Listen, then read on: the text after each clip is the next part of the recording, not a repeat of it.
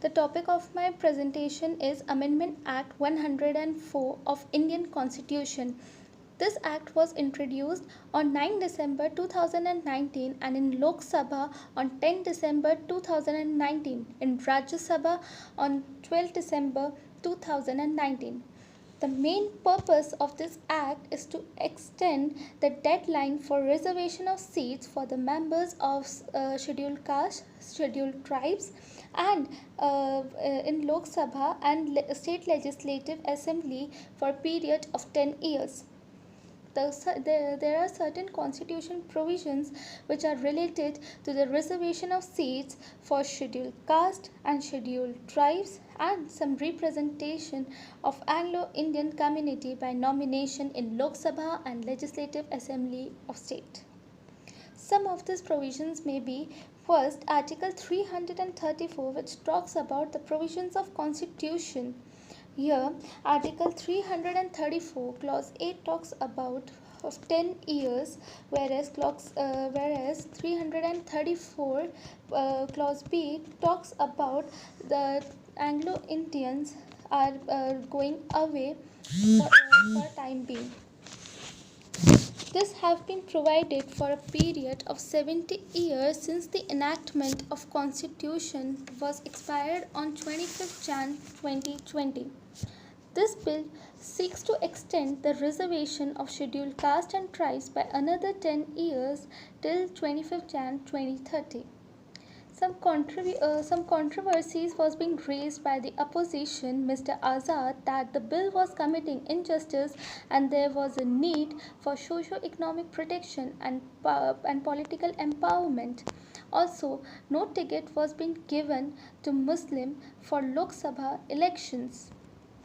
Further, he added that sometimes we get hurt and hence there should be some mutual respect. His submission to minister was that since he is the opposite party, so he can only put his view, but the ministry has a power to govern it. This Amendment Act was voted in favor of 335, while 0 was against of it. Further, there were 84 members of scheduled caste present and 47 members from scheduled tribes. Further, the structure of House of Vote was now as 552 votes, out of which 530 was from state representative, 20 from union territories, and not more than 2 from Anglo-Indians.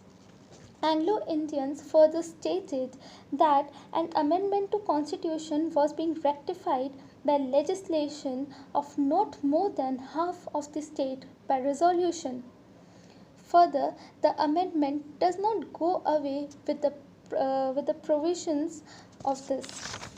Now, there were few more provisions related to scheduled caste and scheduled tribes articles, like Article 46, which talks about that state shall promote some special care to education and economic interest of weaker sections. Third, Article 16, Clause A, which talks about reservation in matter of promotion. Next, Article 335, which talks about claim of members of scheduled caste and scheduled tribes shall be taken into consideration. At the end, I want to conclude that yes, I am in favor of this Amendment Act 104, but then the opposition view was, but then I can't neglect the opposition view also, as I am in support of that too.